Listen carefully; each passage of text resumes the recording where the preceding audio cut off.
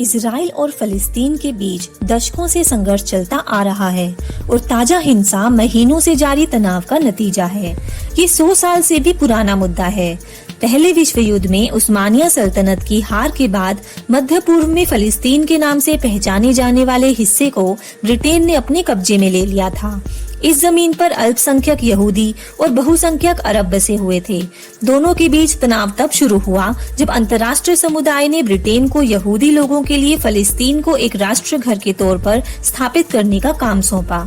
यहूदियों के लिए ये उनके पूर्वजों का घर है, जबकि फलस्तीनी अरब भी इस पर दावा करते रहे हैं और इस कदम का विरोध किया था। 1920 से 1940 के बीच यूरोप में उत्पीड़न और दूसरे विश्व युद्ध के दौरान होलोकॉस्ट से बचकर भारी संख्या में यहूदी एक मातृभूमि के चाह में यहाँ पर पहुँचे थे। इसी दौरान अरबों और यहूदियों और ब्रिटिश शासक के बीच हिंसा भी शुरू हुई। 1947 में संयुक्त राष्ट्र में फलस्तीन को यहूदियों और अरबों के अलग अलग राष्ट्र में बांटने को लेकर मतदान हुआ और यरूशलेम को एक अंतर्राष्ट्रीय शहर बनाया गया। इस योजना को यहूदी नेताओं ने स्वीकार किया, जबकि अरब पक्ष ने इसको खारिज कर दिया और ये कभी लागू नहीं हो पाया। 1948 में समस्या सुलझाने में असफल होकर ब्रिटानी शासक चले गए और यहूदी नेताओं ने इजराइल राष्ट्र के निर्माण की घोषणा कर दी। कई फलस्तीनियों ने इस पर आपत्ति जताई और युद्ध शुरू हो गया। अरब देशों के सुरक्षा बलों ने धावा बोल दिया। लाखों फलस्तीनियों को अपने घरों से भागना पड़ा या उनको उनके घरों से जबरन निकाल दिया गया।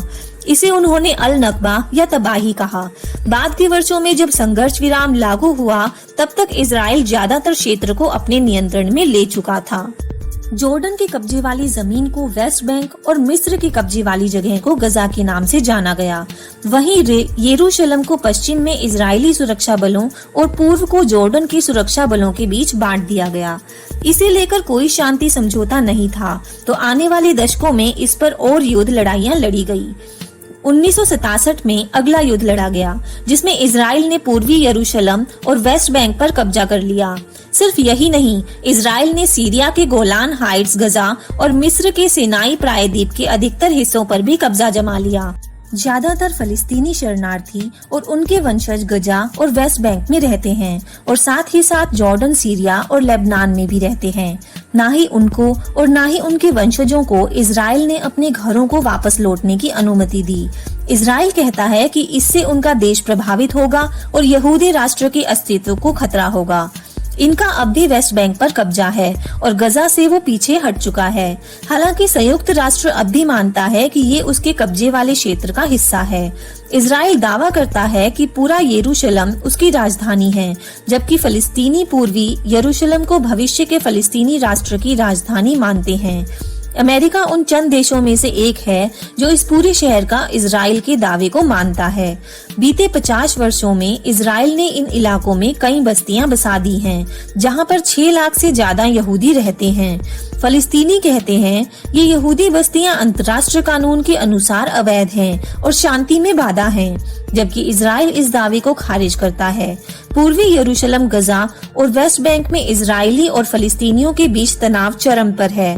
गजा पर इस समय हमास का नियंत्रण है और उसने इजराइल से कई बार लड़ाई लड़ी है। इजराइल और मिस्र गजा की सीमा का कड़ाई से नियंत्रण करते हैं ताकि हमास तक हथियार ना पहुंचें। गजा और वेस्ट बैंक में रहने वाले फलस्तीनियों का कहना है कि वे इजरायली कार्रवाइयों और पाबंदियों से पीड़ित हैं। वहीं इजराइल कहता है कि वो फलस्तीनियों की हिंसा से खुद को बचा रहा है। ऐसे कई मुद्दे हैं जिस पर इजरायली और फलस्तीनी कभी सहमत ही नहीं हो सकते हैं। इनमें कई समस्याएं हैं, जैसे कि फलस्तीनी शरणार्थियों के साथ क्या होना चाहिए, कब्जे वाले वेस्ट बैंक में यहूदी बस्तियों का क्या किया जाएगा, क्या वे हटाई जाएंगी या नहीं हटाई जाएंगी। इसके अलावा यरूशलेम को दोनों पक्ष कैसे बांटेंगे, और इसके साथ ही सबसे मुश्किल समस्या ये है कि क्या फलस्तीनी राष्ट्र इजराइल के साथ बनाया जाएगा या कहीं और। ऐसे कई सवाल हैं जिनका जवाब तलाश पाना बहुत मुश्किल है। शांति वार्ता बीते 25 सालों से शुरू होती है और बंद हो जाती है, लेकिन ये संघर्ष को नहीं सुलझा पा रही है। कम शब्दों में कहीं तो ये स्थिति अभी किसी भी सूरत में हल नहीं होगी।